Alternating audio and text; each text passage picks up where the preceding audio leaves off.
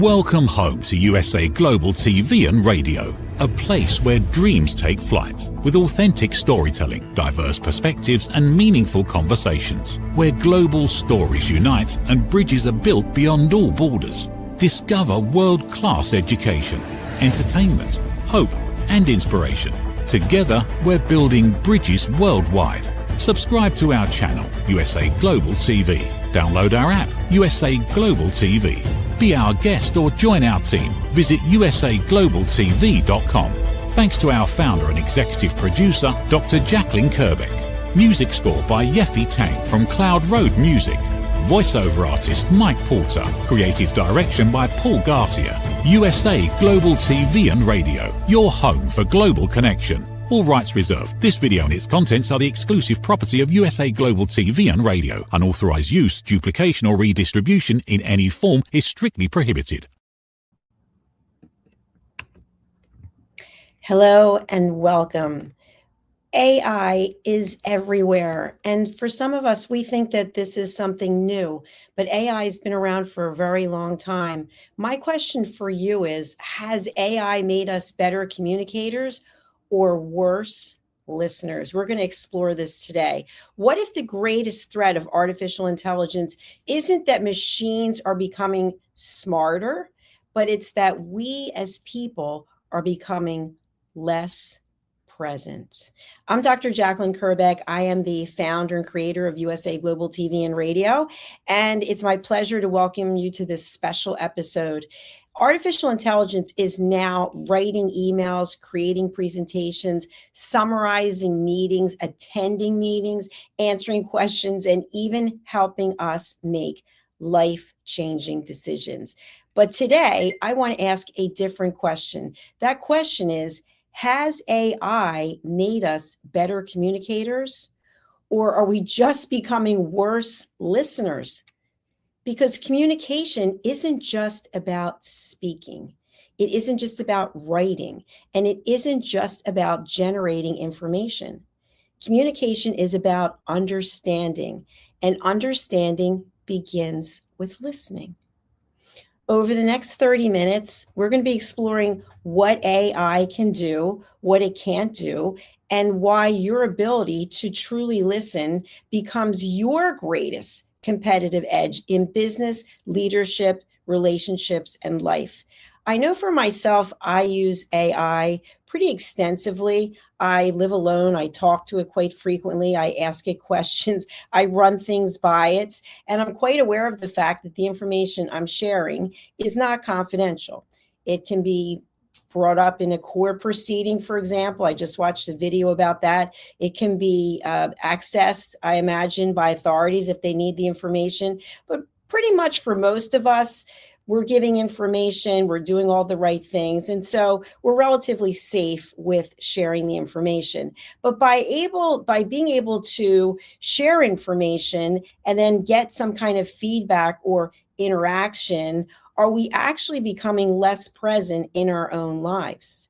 So depending on what your situation is, if you have a spouse or significant other, family members, and you're used to running things by people, and now you're running it by artificial intelligence, are you actually isolating the people who are around you?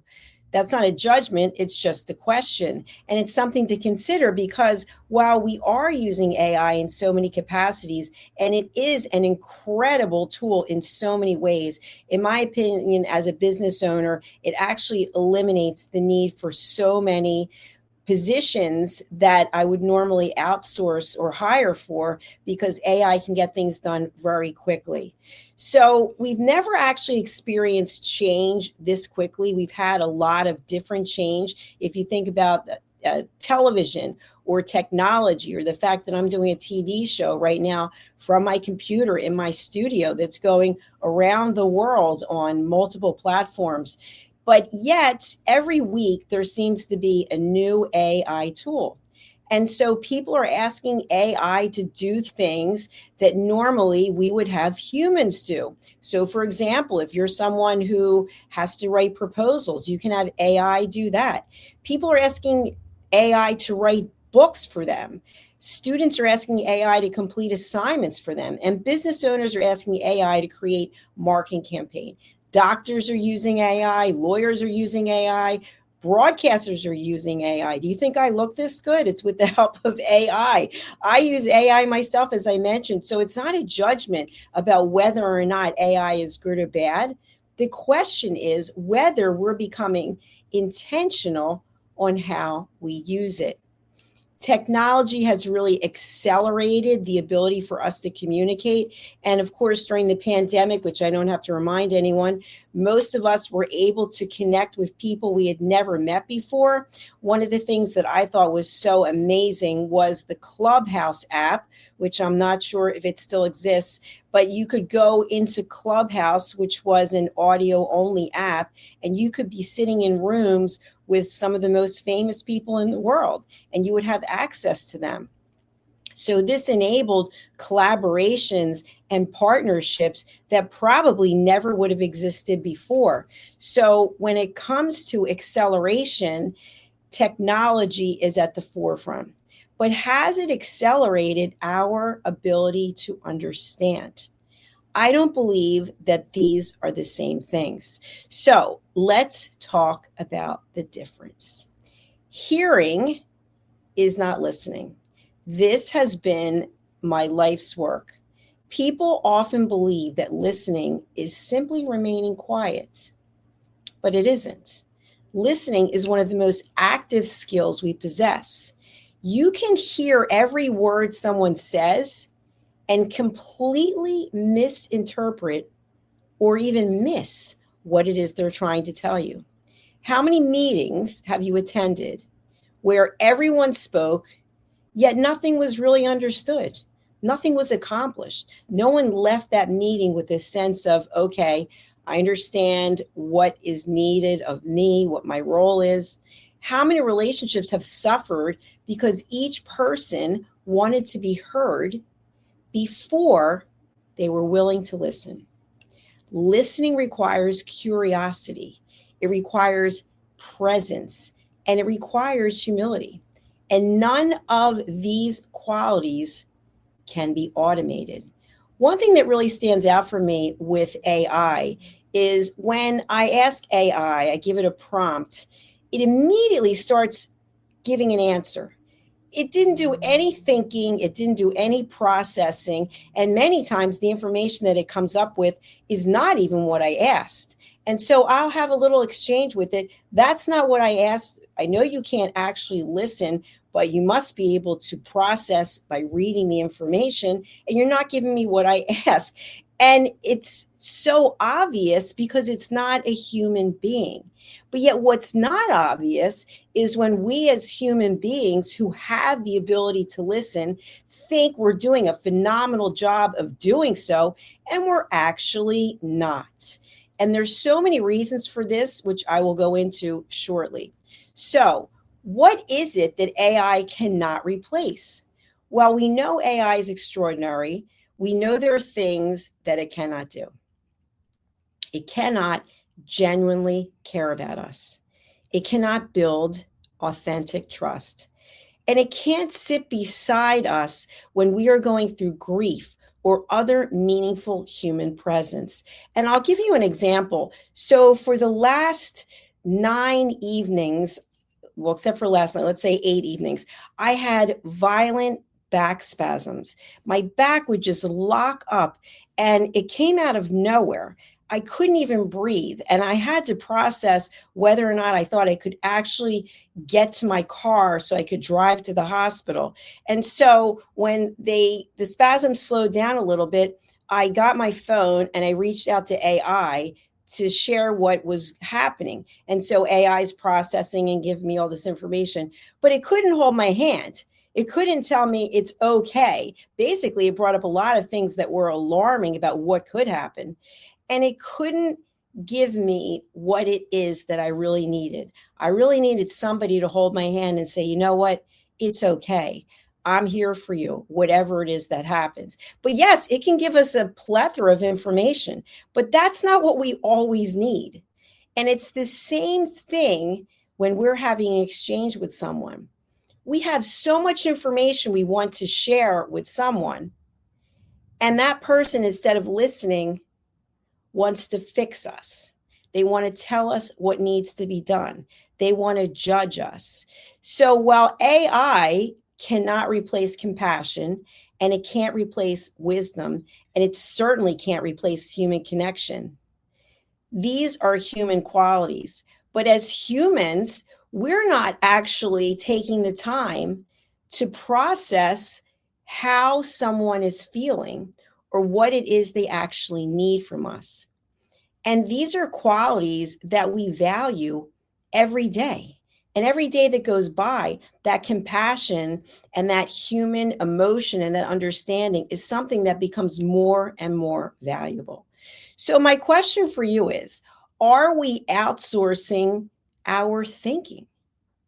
I mentioned to you that I'm going to use confer with AI on a regular basis.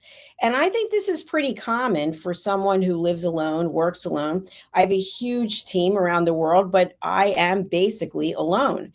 So instead of picking up the phone and calling someone, I will ask AI various questions. And what I found that's so interesting is that AI can express itself in ways that are judgmental. So from humans, this is pretty common. If I say something to you, I like something this way, you might like something that way. And so there's a natural divide, 50-50 around the world, depending on how you feel about various things. But yet AI can still take a position of, I don't agree with what you're doing. I wouldn't recommend what you're doing. Even if we don't ask it, it gives its own judgment and opinion. And so from a human perspective, we have to be better than that. We have to be able to keep our opinions to ourselves so that we can foster a safe environment for people to share. So we don't expect that from artificial intelligence because it's not a human. So are we using AI as a tool? Are we allowing it to become a substitute for thinking? When was the last time you sat quietly with your own thoughts before you either asked AI for the answer or you asked a human for the answer? We're so busy looking for answers outside of ourselves that we actually are empowering AI and also other people to provide external validation instead of taking the time to think and process what could be happening. So I'm going to go back to my situation with the back spasms. And this, again, is something I have never experienced before. I work out at least 6 times a week. I do no stretching, zero. I did yoga for more than 20 years. I don't do any yoga. I don't do any rolling. I don't do anything except work out. And so when these violent spasms were happening, I had to calm myself down, focus on my breathing. And when they started to release a little, I started thinking to myself, well, what could this be from? Well, obviously, if I'm working out at a very high level and I'm not stretching, and I'm not doing anything to help my body recover, my body could be sending me a message. And the message is, this isn't working. We need to find a way to have our muscles relax. But yet when I went to AI and asked AI, it came up with all these things. You could potentially be having a heart attack. I would get to the hospital right away, call 911, all this information. And so what's interesting is that as humans, we also do something similar, which is we no longer are listening and instead we are talking. So if I had called a human being on the phone, which I couldn't, it was the middle of the night, that person might have said, I would get to the hospital immediately. So I would still have to process the information. And what I'm asking you is, how much trust and faith do you have in yourself and in your own judgment? Or are you constantly, regularly outsourcing your decisions to artificial intelligence or to other people? This is a very important question, because what ends up happening ultimately is we do not trust ourselves. So if we can't trust ourselves and we're constantly looking outside for validation, then the next decision that comes along, we will be second guessing ourselves. And I'm asking you to put some faith into your own intuition and into your own judgment about your life and reserve it to give to other people. So unless someone asks you your opinion, why do you have to provide it? Typically, it's from an ego place. It's from a place of feeling inferior, or it's a place of you might really think that you know what's best for someone, but we don't know what's best for someone. We barely know what's best for ourselves, let alone for someone else. So outsourcing your life decisions to AI or to another person might not work out the way that you'd like it to be, because basically you have less faith in yourself. So think about, when was the last time that you wrestled with a difficult problem instead of searching for the quickest solution? What I have found is that we as a society want quick answers. We want closure. We want to know that whatever it is that we're dealing with, we can just get out a mop and a broom and clean it up and get rid of it. But what if the journey is in walking through whatever it is that's coming your way? However, we then go to AI and give AI all the information. I've done it myself many times. Here's what I'm dealing with. What do you think I should do? So if we, again, are not listening to ourselves, our own listening skills, our own trust and faith in ourselves is now going down the drain. It's becoming less and less. And I like to think of it as a shrinking person. You know, you're a certain height because you are proud, you are confident, you are successful, you believe in yourself, and then you start giving away little bits of pieces of yourself. And so whatever your height is, you're eventually becoming smaller, where you're not even standing up straight. You know, when you see a confident person, they're standing up straight, chest out, shoulders back, or you see someone who's a little hunched over, they don't have back problems, but they don't have the confidence. They've been beaten down by life. Well, I'm suggesting that we take a step back, literally, and we believe in ourselves, in that intuition that we have, that gut feeling that tells us if we're on the right path or we're not. And if and when we make mistakes, which we all do, we look at it as an opportunity to learn. So if you're making your life decisions, everyday decisions through AI, I'd like you to rethink it. Why is it that you are trusting this entity that we know is not confidential? We don't know where the information goes. In fact, I was watching this video, and I'd like to give this attorney credit. I can't think of her name, but I was watching this video that she did. And basically, even when you delete your chat threads with AI, they're never actually deleted. It's almost like text messages, emails, somehow they can be found. So why are we giving these major life decisions or day-to-day decisions to something or someone else? Let's start to listen to ourselves. Let's start to bring things within. When something doesn't go your way, let's start to process it. And I like to look at it like this. What is the solution? So when I told you about these violent back spasms, what I decided to do, again, because I wasn't going to call someone, and if I called someone, who would I call? I probably would have called 911. And then I was processing how they would get into the building and how they get to my floor, and they'd have to break the door down. And so I thought it's a no-go. So I started saying to myself, well, clearly I can't sleep in bed, because as soon as I sleep, it starts. So I decided to lower myself into a chair. And I actually got a decent night's sleep or two in the chair. And then what I did was I started asking experts, people who have experience with back spasms or muscle spasms, training people who actually know something. They might have experienced it themselves.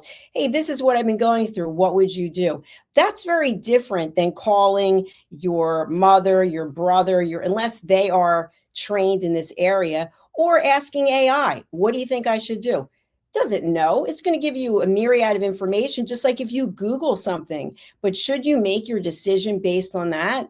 I suggest no. I suggest you ask experts and then you evaluate. You go with the gut feeling. Does this make sense to me? Does this resonate? Is this something I am willing to do? So in my case, thank goodness, it has turned out very well. I got some very good coaching from experienced people, and I feel like I am on the right path. And I know now I have got to take a recovery day, which it's very difficult for me because I'm an A-type personality. Go, go, go. So the thought of taking a day and stretching and rolling, going to the sauna and getting a massage, these are all things that they're nice, but I don't really feel like doing it. However, I'm changing my thought process. I've decided that I cannot keep pushing my body without giving it any recovery. So think about your relationships. Think about how you push them or they push you. Maybe you're in a situation right now where you've got a lot of stress in your life and you have a partner, a significant other, family members, and between all of you, you are highly stressed.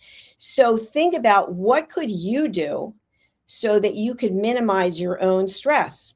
And some of that might be just a suggestion. Instead of running everything by your partner, I'm not suggesting you keep secrets. I'm suggesting that you start to think of things and process things yourself first. And then maybe you say, hey, by the way, this is what's been going on, and this is what I've decided to do. That's a very different conversation than what do you think I should do? Because the more people we ask, and I've seen this, you get all different answers. And then you're kind of like, well, 7 people said to do this and 5 people said to do that. And you don't really know what to do. And now you've involved all of these people into your life about making a choice. Guess what happens? Then you make the choice and the people who weren't supporting you are like, oh my gosh, I can't believe you did that. Now they have judgment. Or the people who were supporting you but don't think you should have done it the way that you're doing it, now they're unhappy. So you've created additional aggravation for yourself as opposed to thinking it through. Does it make sense to use artificial intelligence to do research? Yes. But what I like to say is I like to have peer-reviewed information. So when I got my doctorate and I had to write my thesis, it was all based on peer-reviewed information. So there are actually people who have done studies. Now, will AI cite studies? Sometimes, but sometimes I find it just comes back with information. It's like, well, where did you get this from? Thinking, and then it comes back. Why didn't you reference them in the first place? You could go back and forth. It's just wasting time. So do the research yourself, especially if you have a medical condition. Don't just rely on calling your friend, phone a friend, or go to AI. Find the research from medical professionals, researchers, studies that have been conducted, and then seek help. Obviously, if it's an emergency, you want to get yourself to the hospital. Even in business, there are people who are experts, people who've experienced what you have experienced. So why are you going to ask your best friend who's not even in business what it is you should do? If you're going to write a book, why are you going to put it out to social media for people to decide what cover you should use in your book? How do they know? Everyone has their own preference. In fact, earlier today, we had an excellent show ahead for business, and we were talking with Kevin Perlmutter and Alcini about branding. And I've seen people have logos created for their business, and they put it out on social media Which one do you think I should use for my business? Pick A, B, or C. So are you really going to put the potential success of your branding out to the general public who has no idea what your business strategy is? Are you going to give it to AI to determine what your business strategy is? Or are you actually going to put some thought into it? And that's where I'm going with this. It isn't easy to make major decisions. It's easy to make everyday decisions. Should I have a cup of tea? Should I not have a cup of tea? Should I go to the gym? Should I not? These are decisions we have to make all the time. But when it comes to decisions that are really important, that really circle back to listening, are you listening to yourself? Or your listening skills worse than they were before because now you have more tools? And what you really need now is tool management, because you're going to find at some point there's so much information available, and yet you're wasting your time because you're unable to make a thoughtful, well-researched decision that you are in alignment with. So when you're in alignment with whatever choice it is, then you realize, I decided I'm going to do this. This is the direction I have decided to go in. Many people might not support you. Maybe everyone will. Maybe no one will. But the bottom line is it won't matter because you made the decision. One of the things that I think is really important when it comes to branding, USA Global TV and Radio, we started 5 years ago, and we actually started as Rapping with Dr. Jacalyn. Completely different. I was on the radio and I had a TV show that I was hosting in person at a television network. And it was just me. And my dad was really important to me. And we used to pull our chairs around him. His name was Jack. And we would talk to him about boys and about life. And it was like rapping with Jack. So that's how the whole idea of Rapping with Dr. Jacalyn came about. But then when people started coming to me and saying, I want to have my own TV show, it was so much bigger than me. And now we have 28 different TV show hosts. We have 60 shows. We're in 60 countries. And it's not about me. So the branding had to evolve, and I had to take a step back because it's not just about Dr. Jacalyn. It's about all the people who grace this stage, who have television shows, who are guests. And so I had to listen to my intuition, which was we need a separation between Dr. Jacalyn Kerbeck and whatever this television network is going to be. And so now I am a host on this television network and I'm the executive producer, but I'm not the whole network. We have, as I mentioned, 28 hosts, and we've got marketing people and search engine optimization and distribution. It's much bigger. So I followed my own intuition as opposed to what other people were telling me to do. Keep your name in there. Well, USA Global TV and Radio does not have my name in it because it is much bigger than I am. And if you see the logo right there, you'll see elevated listening, which is something that we practice here and something that I teach. And part of the reason why I wanted to do this show. We have this tool of AI that we can use in so many ways. And by the way, it's been around for a long time. My father passed away in 2012, and he was always talking into the phone, asking it to look things up. So it's been around for a long time. But how we use it and what we expect from it are different, because now everything is instantaneous. I need this, I need that. I remember when I was in corporate and we were going on presentations to some of the biggest companies in the world, and we had one group of people who would work on the presentation deck, and we might have 65 slides, but that was Bob and Sue's job to give us the slides. And now you can use AI to come up with a deck literally in minutes. Of course, you're going to have to review it, and it makes all kinds of mistakes and go over it again and again. But the question is, does that deck represent what it is that you want to get across? It's now tied to you. So how confident are you in what this artificial intelligence tool produced for you? Are you even reviewing it? If you're having it send emails, is it your voice? Are you proud of whatever the message is that you're conveying in that email? Or are you just looking to get it done? Because who we are and what we represent is out in the world in so many ways. If you think about email and social media and being a public figure, it's very difficult to get away from it. So I'd like you to focus on these 4 things as we close the show today. I'd like you to evaluate yourself, your own skill set right now, and be honest. How well do you listen? First, to yourself. How well do you listen to that voice within? Or are you constantly looking for someone else to validate what you're thinking and feeling? And the second is, how well do you listen to other people? Here are the 4 things that I have found through my research that are areas where we drop the ball.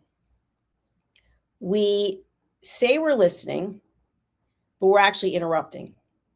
Oh, have you ever gone to a presentation and the speaker will say, we'll take all the questions at the end? And you've got people raising their hand, calling things out. The same thing in class. Please hold your questions till the end. Well, it's the same thing when you're having a conversation with someone. If you're repeatedly jumping in, the person doesn't feel heard. So listening without interruption is key. The second one is problem solving. You're having a conversation with someone and they start to share something with you. You know, today I was experiencing back spasms. Oh, I know what you need. I didn't even get to finish the conversation, but now you know what I need. What's the first thing that comes up for me? You have no interest in what I'm sharing because you immediately want to turn the conversation over to you because you are now all knowing when it comes to back spasms. So unless you are specifically asked to solve a problem, don't provide your feedback. When the person's finished sharing, you may say, would you like my opinion or did you just want me to listen? Oh, you just wanted me to listen. Okay. And then sometimes people will say, well, I'm going to tell you what I think anyway. I've had this happen to me. And so I have no judgment about it, but I know that the person needs to work on their listening skills. The third one is listening without stage hogging. This is where you are telling your story. I've been experiencing back spasms. Oh, you know what? I've had back spasms. In fact, when I was 20 years old, I had back. Why are you bringing up about your back spasms? If I'm talking to you about what's going on with me, why are you switching the conversation over to you? Because what happens is I now know you have no interest in what it is I'm talking about. You want to turn the stage over to you. And then what ends up happening? You go in your diatribe about whatever happened to you, and then we never get back to me because now at this point, I'm completely disgusted and I don't even want to talk to you about it because I know you're not listening. And the fourth one is the toughest one of all. This is the one when I'm doing master classes or keynotes, I actually bring people up from the audience so we can do role plays. The fourth one is judgment. You don't say or think that you have any judgment about what the person is saying. But inside, even though you're looking at the person, you are judging them. In fact, you might be judging me right now. You might be judging the way I look or the way I sound or something that I've shared. And what that says to me is that you have issues. You have issues inside of you that are coming up. So whatever I'm saying, or whatever it is I look like, it's bringing something up for you. So if I were to tell you that my favorite color is blue and you absolutely hate blue, in your mind, you're thinking, yeah, I hate that blue. I hate that blue on her. I don't know why she's wearing that blue. And it just starts going on. And that's something simple. But when you think about politics, world affairs, major life issues, usually people stand on one side or the other, and they are more than happy to completely rip you apart because you think a certain way. But yet they think that they get to think the way they do without anyone saying anything to them. And then you have people butting heads. And so when this Headbutting starts and it continues, it just builds. And we see it every day on social media. We see it every day in the mainstream news. We see it every day in politics, where people are so angry because the other side doesn't believe the same thing that they do. But yet, why is their side right? So instead of people listening and working towards a compromise, they just get into a very judgmental place. So listening at an elevated level means listening without interruption, without problem solving, without stage hogging, and without judgment. And these are skills that we have to work on. They're skills that not everyone has. If you think about a child, and children have this childlike curiosity where they want to know about everything, at some point as adults, we no longer are interested and curious. We're just, well, that's the way that it is. That's the way that I was brought up. That's what I believe in. And that's the way that it is. And therefore, you have people at a standstill, at a stalemate, instead of saying, you know what? I want to understand how you think. I'm interested to learn. Maybe I'll change my position. Maybe I won't, but maybe I'll learn something. And the key is the learning part. So what I'd like to impart upon you today is tomorrow morning, when you begin your day, will you spend more time asking artificial intelligence for questions or asking another human being meaningful questions? Or will you spend some time sitting with whatever it is you're working on and processing it yourself? Giving yourself that courage and that support to say, I am enough.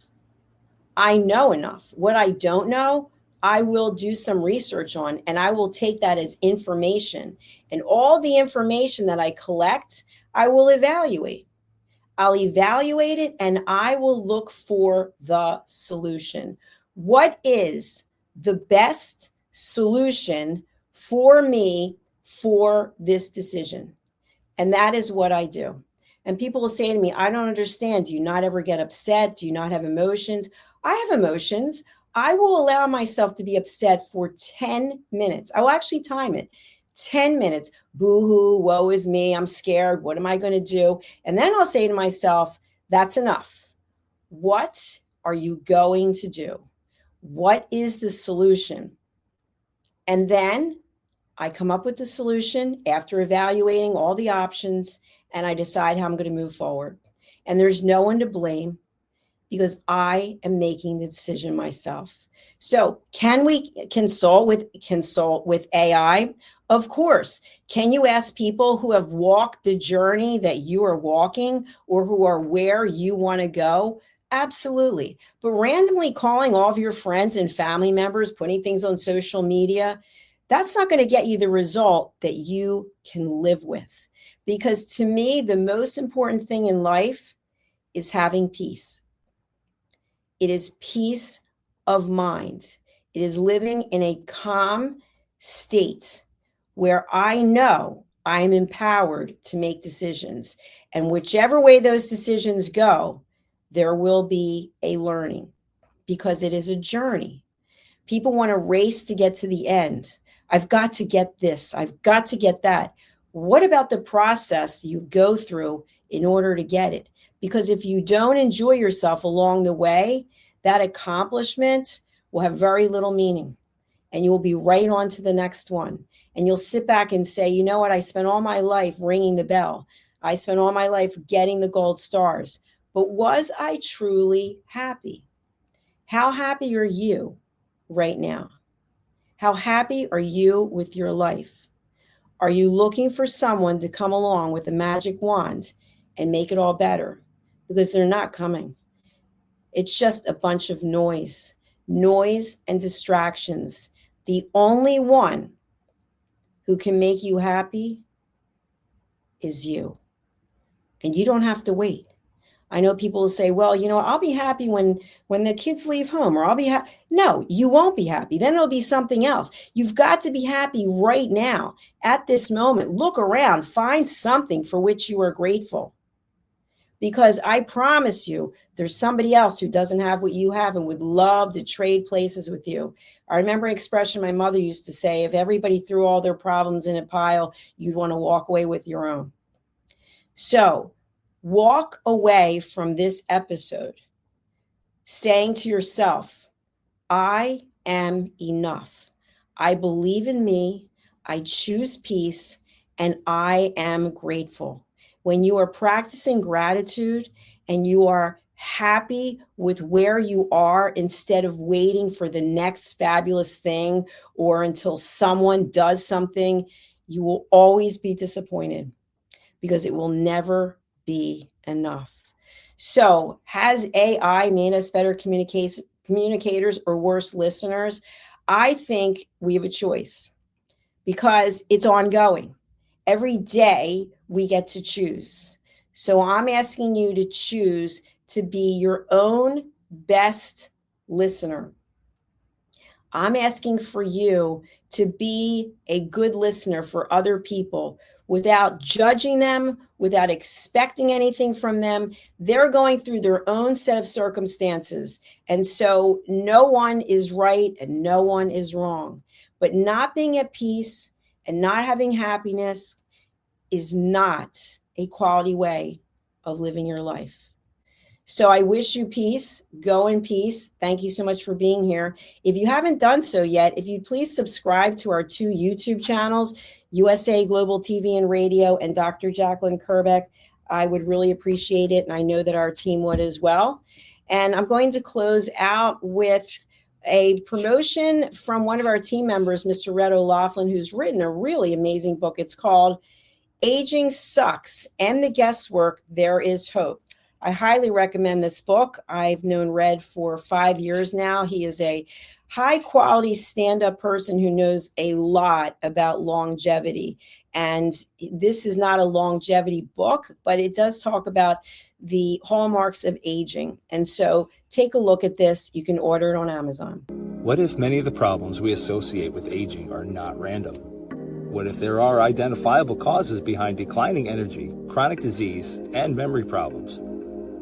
We have been told that aging is simply something we must accept, that slowing down is normal, that growing older means growing weaker. But what if that's only part of the story? Why do some people remain active and engaged well into their later years? Why do others struggle with disease, fatigue, and declining health? What is happening beneath the surface? What processes drive aging? In Aging Sucks, researcher, educator, and author Red O'Loughlin explores what researchers have discovered about why we grow older. No medical degree required, no confusing jargon, just clear explanations of what researchers have discovered about the processes that influence aging. You cannot stop aging, but understanding its causes may help you make better decisions about your health, your future, and your quality of life. Because understanding comes before action. Action creates hope.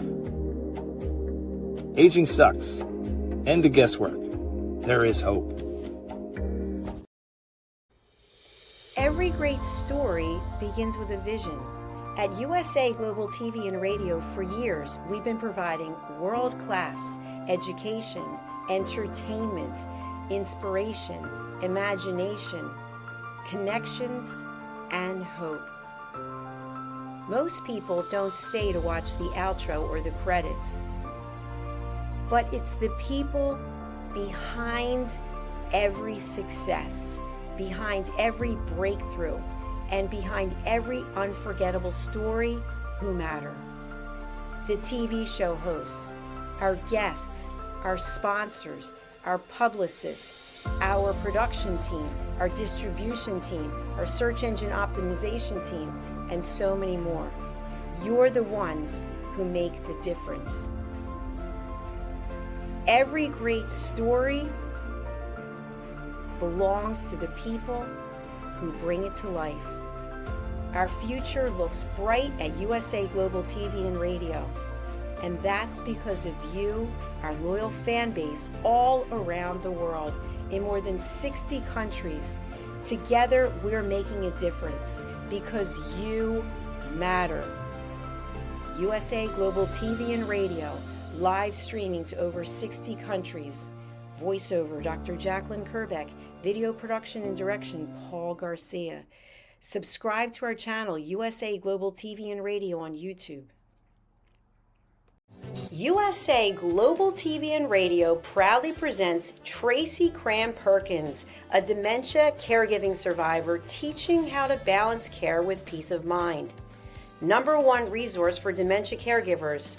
It's the book Dementia Home Care: How to Prepare Before, During, and After. Over 17,000 copies sold of this must-have guide. And now a testimonial from Tracy Smith. If I was to describe this book to someone who is going through a similar situation, I would underscore how important it is to have some sort of a tool or a guidebook to help you through certain stages. And there's so many, it's such an unknown topic to the average person. And to have this as a reference is essential. It's going to help you get through it personally, as well as help your loved one manage. To learn more, go to TracyCramPerkins.com. Tracy Cram Perkins is an award-winning author. She's also the host of Dementia Home Care television show. Watch it here on USA Global TV and Radio. Thank you, viewers and listeners of USA Global TV and Radio, for joining us today. We're honoured to have your time and attention as part of our global community. At USA Global TV and Radio, we believe in the power of authentic conversations, meaningful connections, and creating a world of possibilities together. Want to be part of something bigger?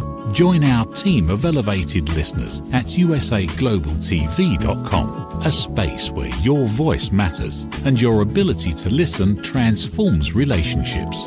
Stay connected with us across all our platforms for thought-provoking discussions, expert insights, and empowering stories. Subscribe to our channels at youtube.com/c/USA Global TV.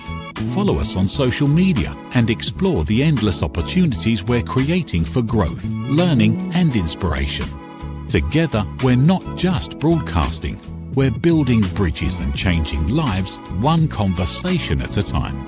For inquiries, contact us at info@usaglobaltv.com. Produced by Executive Producer and Director Dr. Jacalyn Kerbeck. Voiceover by Mike Porter. Creative direction by Paul Garcia. All rights reserved. Visit usaglobaltv.com to view our full terms and conditions.